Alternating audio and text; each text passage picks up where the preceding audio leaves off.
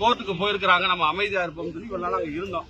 ஆனா இப்ப நாளைக்கு சந்தனக்கூடு வந்து முஸ்லீம் தவிர சந்தனக்கூடு திருவிழா நாளைக்கு கொடியேற்ற சொல்றாங்க. அப்ப அவங்க போறதுக்கு முன்னாடி இன்னைக்கு 5 பேர் 6 பேர் அலோவ் பண்ணிருக்காங்க மலைக்கு. இவ்வளவு நாள் யாருக்குமே மலைக்கு அலோவ் பண்ணல. ஏன்னா நாங்க தெருவுல குடியிருக்கிறோம், அந்த தெருப்பகுதியில இருக்கிறோம்.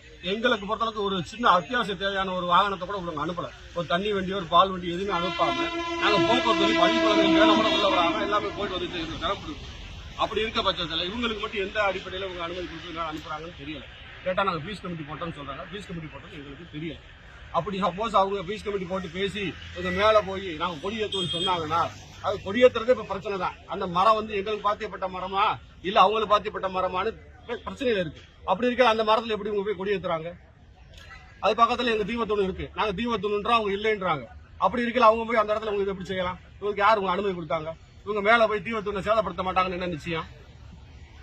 இதுக்கு முன்பாக நடந்திருக்கலாம் இந்த பீஸ் கமிட்டி, இந்த சந்தர்ப்பத்துல பீஸ் கமிட்டி கூட நடந்திருக்கு. அதுல வந்து உங்களை கூப்பிட்டுருக்காங்களா? இது வரைக்கும் கிராம சபையை கூப்பிட்டது. இப்ப அவங்க என்ன சொல்றாங்கன்னா, இந்த தர்கா தரப்புல வந்து நாங்க உள்ளூர்ல வந்து எல்லாருமே வந்து மாமா மச்சானா தான் இருக்கோம், சரி வெளியூர்காரங்க தான் வந்து குழப்பத்தை உண்டாக்குறாங்கன்றாங்க. இல்ல உள்ளூர்காரங்களே வந்து இல்ல இது வரைக்கும் நாங்க மாமே மச்சனா தான் இருந்தோம். இந்த அரசோட நடவடிக்கையினாலதான் இப்ப எங்களுக்குள்ளே மனசுக்குள்ள ஒரு வருத்தம் வருது. இன்னைக்கு நாங்க மாமான்னு தான் கூப்பிடுறோம், எங்களை மாப்பிள்ளை தான் கூப்பிடுறாரு. அதுல மாற்று கருத்து இல்ல. அவங்க சாமி கும்பிடுறதுக்கு நாங்க எதுவும் எதிர்த்து வைக்க போல. அவங்க வாட்டுக்கு வேலையை பார்த்தாங்கன்னு எங்களுக்கு தீபத்தை போட்டோம். எங்களுக்கு தீபம் ஏத்தணும், இதுதான் முறை.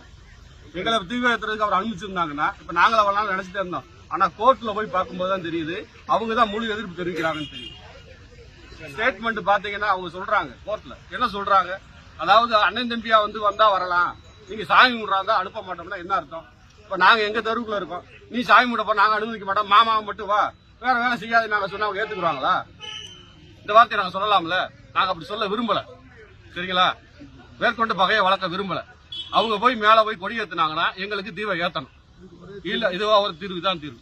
இல்ல அவங்க வந்து தர்மம் கூட நடக்க போகுது. ஆமா, அதுக்காக எத்தனை பேர் செஞ்சு போட்டு முடிச்சாங்க. இப்போ உங்க கோரிக்கை வந்து சொல்லிருக்கீங்களே, இதுக்கு வாய்ப்புகள் கொடுத்துட்டா அடுத்தடுத்து பிரச்சனைகள் வராது, சமாதானமா இருக்கலாம். இல்லைன்னா நான் இப்ப அமைதியா இருப்பேன், என்ன கூட இருக்கவங்க அமைதியா இருக்க மாட்டாங்க. ஒவ்வொருத்தரும் ஒரு மனநிலையில் இருக்காங்க. உதாரணத்துக்கு பாத்தீங்கன்னா பூர்ணச்சந்திரன், அதோட ஒரு சிறந்த உதாரணம் இதுவும் கிடையாது. ஒரு உயிரை மாய்ச்சி கொள்ற அளவுக்கு ஒரு மனுஷன் போயிருக்காரு. அவர் எந்த அளவுக்கு முருக பக்தரா இருந்துப்பான்னு பாருங்க. அந்த பூர்ணச்சந்திர மாதிரி நிறைய சந்திரன் இந்த ஊர்ல இருக்கிறாங்க. ஒவ்வொருத்தரும் அந்த நிலைமைக்கு வந்துடக்கூடாது, வரக்கூடாதுதான் நாங்க விருப்பப்படுறோம். அவங்க கோர்ட்ல வந்து மலை மற்றும் மலையை அந்த தூணே எங்களுக்கு தான் சொந்தம், அது எப்படி அவங்க உரிமை கொண்டாட முடியுன்ற மாதிரி அவங்க சொல்றாங்க. நான் எல்லாமே சொல்லலாம். கோர்ட்ல நம்மளும் போய் சொல்றோம், மலைப்புறம் எங்களுக்கு சொந்தம் அவங்களுக்கு சொந்தம்லன்னு சொல்றோம். அது வந்து உறுதியான அடிப்படையில தான் அவங்க தீர்வு பண்ணணும். ஏற்கனவே 1920 சொன்னாங்க, பாதிப்படி எங்களுக்கு சொந்தம், பாதிப்படி அவங்களுக்கு சொந்தம்னாங்க. இப்ப 2 பேர் சேர்ந்தா படிக்கு மேல போறோம். மேல போயில படியில மட்டும் வராதீங்க. நாங்க நினைச்சா படியிலே போகாம போய் கூட தீபம் ஏத்த முடியும்.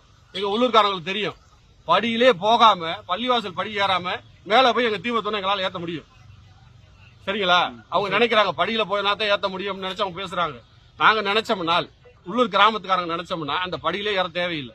எங்களால பாறையில ஏறி போய் கூட எங்க தீபத்தை ஏத்த முடியும். எங்களுக்கு தெரியும் அந்த வழி, சரிங்களா? ஆமா, கீழே உள்ள படி நம்ம படிதான். கீழே வந்து நள்ளித்தோப்பு வரைக்கும் நம்ம தான் போறோம், வேலை அதை தாண்டி அவங்க போறாங்க. அதான் இவ்வளவு நாள் நாங்க அப்படிதான் இருந்தோம். அவங்க வந்து எப்ப வந்து நண்பனா வந்தா வரலாம், மத ரீதியா வரக்கூடாதுன்னு சொல்றாங்களா? இப்ப எங்க மதத்தை அவமதிக்கதானே அர்த்தம், தானே முறை? சாமி கும்பிடாதீங்கன்னு சொன்னா எப்படி இருக்கும்? இப்ப நாங்க சாமி கும்பிடாதுன்னு சொன்னா அவங்க வருத்தப்படுவாங்கல்ல? இதுதானே உண்மை, இதைத்தான் நாங்க சொல்றோம். அடுத்த கட்ட நடவடிக்கை இப்ப நாங்க இன்னைக்கு அவங்க போனனாலதான் நாங்க பொதுமக்கள் மகளிர் பூரா கொந்தளிச்சுட்டாங்க. தெருவில் இருக்கவங்க எல்லாரும் சத்தம் போட்டு, என்ன நீங்க இப்படி இருக்கிறீங்க, நம்மளை விடல இவங்களை மட்டும் விடுறாங்கன்னு சொல்லி கேட்டாங்க. இல்ல நம்மளான கருத்தை போய் சொல்லுவோம் சொல்லி அவனை மறைச்சோம்.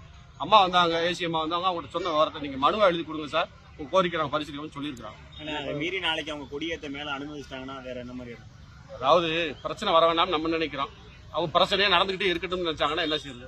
பிரச்சனைக்கு வேணாம் நம்ம நினைக்கிறோம். மேற்கொண்டு வந்து ஏதாவது ஒண்ணு செஞ்சுக்கிட்டே பாரு. அதான் சொல்லல, பூர்ணச்சந்திர மாதிரி ஒரு அசம்பாவத்தை யாராவது நடத்திக்கிட்டாங்கன்னு கஷ்டம் தானே. வேணாம், அந்த மாதிரி எல்லாம் செய்யக்கூடாது. அம்மா மாதிரி நமக்கு முக்கியம், அவங்க இல்ல பிரச்சனை, அதெல்லாம் மாற்று கருத்து இல்ல.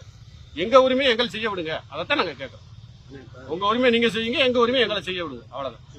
எங்களோட கருத்தை வாங்க மாட்டோம்னு சொன்னா சொல்ல மாதிரி அந்த இடத்துல வந்து இப்ப பாத்திருப்பேன்னு தெரியாது. இப்ப பெண்கள் இறங்கி போராட்டம் பண்ணாலதான் இப்ப நாங்க வந்து ஸ்டேஷனுக்கு வந்திருக்கோம்.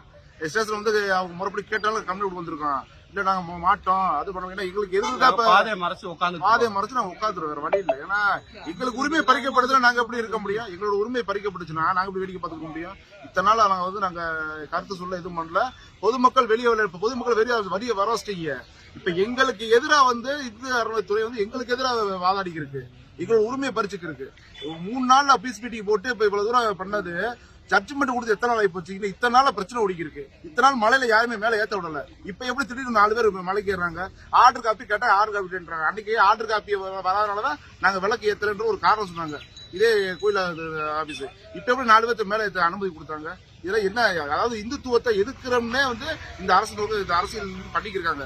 இந்த அரசியல் பூச்சாட்டி எங்கிட்ட நடக்காது, உள்ளூர் மக்களோட நடக்காது. 48 கிராம கூப்பிட 10 நிமிஷம் ஆகாது. அதோட விளைவுகள் வேற மாதிரி ஆயிப்போம். நாங்க உள்ளூர் மக்கள் நாங்க பாத்துக்கிறோம், முடிஞ்ச அளவுக்கு நாங்க போராடுறோம். எங்கள் கை மீறி போச்சுன்னா அது வந்து வேற மாதிரி ஆயிப்போங்க. அது என்ன சொல்லுது, 144 தடை உத்தல் போட்டாலே வந்து எதுவும் பண்ண முடியாது. ஏன்னா இப்ப திருப்பூர் இங்க மட்டும் பேசல, ஒவ்வொரு ஊர்லயும் தான் பேசிக்கிறாங்க, ஒவ்வொரு ஊரும் கைதாக்கிருக்காங்க. அது வந்து சின்ன விஷயம் கிடையாது. வந்து மீண்டும் ஒரு ஜல்லிக்கட்டு போராட்டம் ஆக போகுது. அதான் தெரிஞ்சு பண்ற விஷயம் பார்த்தா இது உள்ளூர் விஷயத்தை வந்து உலக அளவில் கொண்டு போயிட்டாங்க. மீண்டும் ஒரு ஜல்லிக்கட்டு போராட்டம் நடக்க போகுது.